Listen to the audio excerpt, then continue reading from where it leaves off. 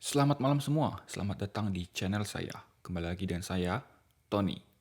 Di video kali ini, saya akan membahas tentang seorang pesulap terhebat dan jenius dalam membuat berbagai macam trik sulap, serta merupakan orang yang penuh kontroversi dalam karirnya. Bahkan, penyebab meninggalnya pesulap ini masih menjadi misteri sampai sekarang. Banyak teori-teori liar tentang penyebab dari meninggalnya dia ini. Siapakah dia dan bagaimana dia meninggal? Tanpa berlama-lama, mari kita masuk ke intro terlebih dahulu. Intro, mulai.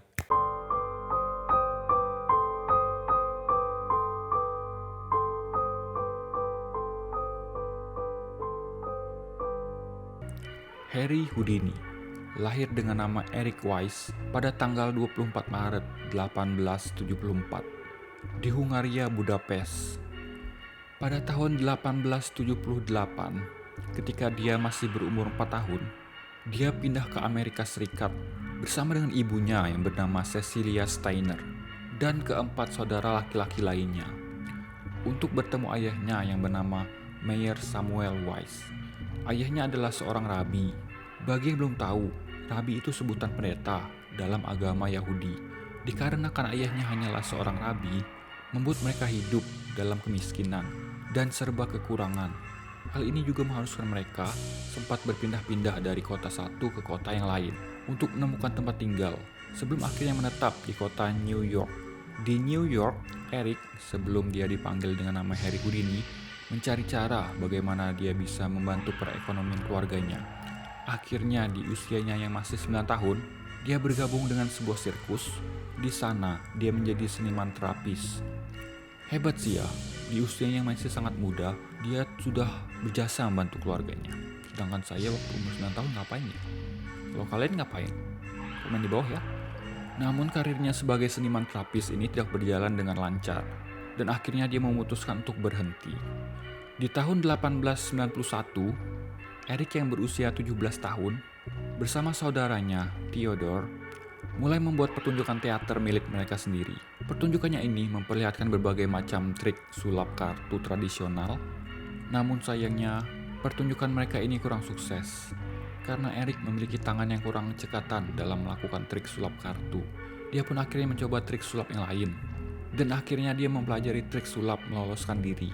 Mereka memberi nama pertunjukan ini sebagai The Brothers Houdini, dan Eric mulai mengganti namanya menjadi Harry Houdini. Nama Harry Houdini diambil dari gabungan dari dua pesulap profesional, yaitu dari nama Jean Eugene Robert Houdin dan Harry Keller.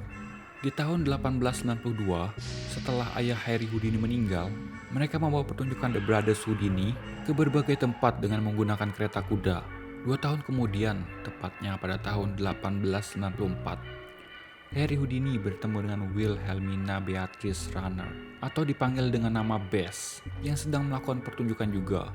Bess awalnya didekati oleh Theodore, tapi pada akhirnya Bess dan Harry Houdini lah yang menikah. Bess menjadi asisten Harry Houdini dan menggantikan Theodore dalam pertunjukan sulap, yang kemudian mengganti namanya yang awalnya The Brothers Houdini menjadi hanya The Houdinis. Gila cuy, ditikung saudara sendiri. Kalau dijadikan judul sinetron pasti seru nih. Wanita yang kudekati mengambil lahan pekerjaanku dan menikah dengan saudaraku. Sedih banget dah. Awal kesuksesan Harry Houdini dimulai pada tahun 1899 ketika dia bertemu dengan seorang manajer teater yang terkenal dan berpengaruh bernama Martin Beck. Ketika itu Martin terkesan setelah menonton pertunjukan melepas borgol Harry Houdini. Martin menawari kontrak kerjasama kepada Harry Houdini ke dalam pertunjukannya. Tentu saja Harry Houdini menerimanya karena bayaran yang besar. Di dalam pertunjukan milik Martin, Harry Houdini berhasil memanen kesuksesan dan menarik banyak sekali penonton melalui berbagai macam trik sulap dan meloloskan diri dari berbagai macam rintangan. Aksi-aksinya yang mencengangkan seperti melepaskan ikatan dari jaket pengekang sambil digantung,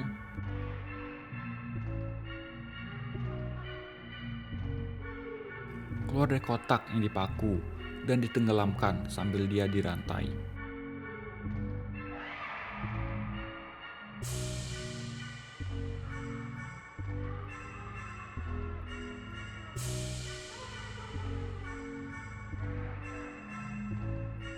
Keluar dari galon susu yang diisi air dan kemudian digembok. menghilangkan gajah di atas panggung, meloloskan diri dari tangki transparan berisikan air sambil dia digantung terbalik. Di masa-masa ini juga, Harry Houdini mendapatkan reputasinya dan predikatnya sebagai pesulap yang handal dalam meloloskan diri dan dijuluki sebagai Raja Borgol. Setelah menjadi terkenal dan kaya raya, di beberapa kesempatan, Harry Houdini mulai mencoba peruntungannya di industri film. Ini daftar film-film dan serial TV yang pernah dia perankan.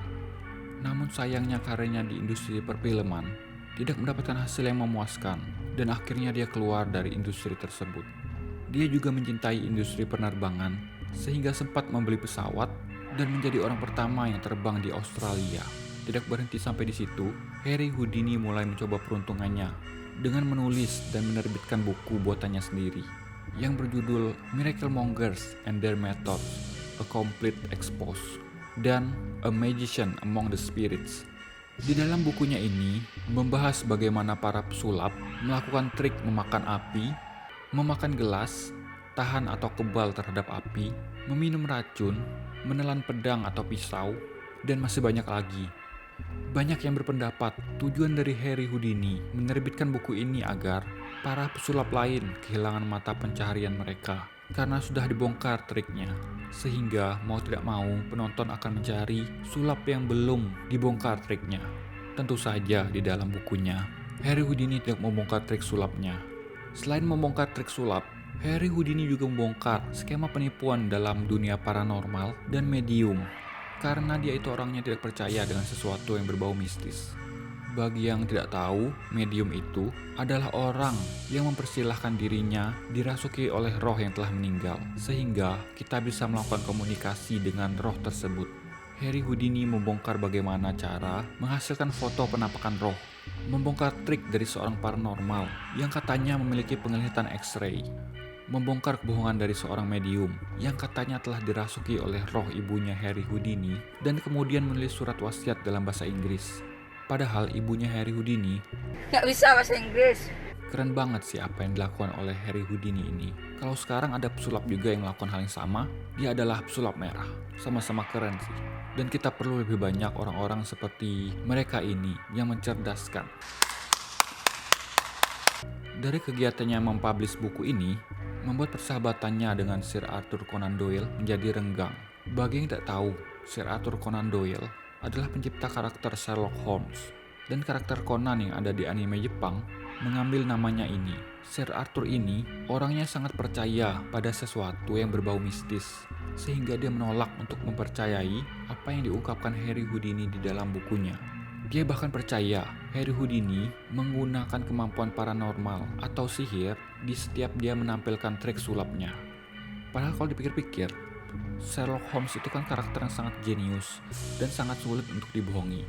Tapi berbanding terbalik gitu dengan pengarangnya. Pada tahun 1926, Harry Houdini mengalami cedera di pergelangan kakinya ketika dia melakukan pertunjukan. Dia pun diharuskan untuk beristirahat. Sambil beristirahat, dia meluangkan waktunya untuk memberikan ceramah di sebuah universitas tentang skema penipuan di dunia paranormal dan di dunia medium. Setelah selesai memberi ceramah, Harry Houdini dihampiri beberapa mahasiswa. Salah satu mahasiswa yang bernama Jocelyn Gordon Whitehead bertanya kepada Harry Houdini apakah dia percaya dengan keajaiban Alkitab dan apakah benar pukulan di perut tidak menyakitkan. Harry Houdini memberikan jawaban, perutku bisa menahan banyak hal. Jocelyn kemudian memberikan beberapa pukulan ke perut Harry Houdini. Di malam harinya, Harry Houdini mulai merasakan sakit di perutnya. Dia pun demam. Di keesokan harinya, secara profesional, dia tetap tampil mempertunjukkan sulapnya. Meskipun dalam keadaan cedera di pergelangan kaki, demam, dan sakit perut. Sebelum tampil, dia sempat diperiksa dokter. Dokter mengatakan dia menderita radang usus buntu dan harus dioperasi. Tapi Harry Houdini mengatakan, aku akan melakukan pertunjukan ini, walau ini yang terakhir. Secara ajaibnya, dia bisa menyelesaikan pertunjukannya, dan akhirnya dia dibawa ke rumah sakit. Dia mendapatkan beberapa kali operasi, tapi sayangnya di tanggal 31 Oktober 1926, Harry Houdini tidak tertolong dan akhirnya meninggal di usia 52 tahun. Kata-kata Harry Houdini pun tentang pertunjukan terakhirnya menjadi kenyataan. Memang sih, kata-kata itu adalah sebuah doa. Dikarenakan ketenarannya dan meninggalnya juga tiba-tiba, menyebabkan orang-orang mulai berteori tentang penyebab meninggalnya Harry Houdini ini. Teori pertama mengatakan, tinjuan dari Jocelyn menyebabkan radang usus buntu. Walaupun teori ini sempat diragukan oleh sebuah jurnal kesehatan. Di dalam jurnalnya mengatakan, sangat kecil kemungkinannya radang usus buntu dapat terjadi disebabkan oleh tinjuan atau pukulan.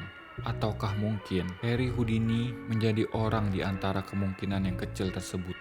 Teori kedua mengatakan Jocelyn adalah pembunuh bayaran, sehingga tinjuannya lebih fatal. Seperti yang kita tahu, Harry Houdini memiliki banyak masalah dan banyak musuh dari berbagai macam kalangan, seperti pesulap, paranormal, dan medium. Jadi tidak heran jika mereka menyewa pembunuh bayaran untuk menghabisi Harry Houdini. Tapi teori ini juga lemah, karena seperti yang telah diterangkan jurnal kesehatan sebelumnya. Teori ketiga mengatakan, Harry Houdini telah diracun ketika dia dirawat di rumah sakit. Apalagi, walaupun terkenal, Harry Houdini beserta istrinya tidak pernah dikawal oleh penjaga keamanan. Kemanapun mereka pergi, atau bahkan berada di rumah sakit. Hal ini menyebabkan adanya peluang untuk memasukkan racun ke tubuhnya. Kalau ini benar, pelakunya kemungkinan besar adalah orang-orang yang pernah dirugikan oleh Harry Houdini. Sebelum meninggal, Harry Houdini pernah berpesan kepada istrinya, jika salah satu dari mereka meninggal, mereka akan mencoba saling berkomunikasi, entah bagaimana caranya. Tapi sampai istrinya meninggal, dia tidak pernah memberikan keterangan bahwasannya dia telah berkomunikasi dengan Harry Houdini. Lagi-lagi, setelah meninggal pun, Harry Houdini tetap membuktikan bahwa para medium yang katanya bisa dirasuki dan berkomunikasi dengan roh-roh hanyalah para penipu karena tidak bisa memanggil rohnya. Itu dia pembahasan dari seorang Harry Houdini, bapak dari trik meloloskan diri dan dijuluki sebagai Raja Borgol. Sampai sekarang masih banyak pesulap yang menggunakan triknya ini, serta banyak menginspirasi orang-orang untuk menjadi pesulap, walaupun penyebab kematiannya masih banyak dipertanyakan orang-orang. Bagaimana menurut kalian? Apakah Harry Houdini sengaja dicelakai, atau kematiannya adalah kematian yang normal, diakibatkan penanganan medis yang telat? Silahkan komen di bawah jika ada yang berspekulasi tentang kematian Harry Houdini. Itu saja videonya kali ini, semoga kalian terhibur. Jangan lupa like, share, dan subscribe, serta silahkan komen, mungkin saya ada kelewat sesuatu, atau mau menambahkan sesuatu.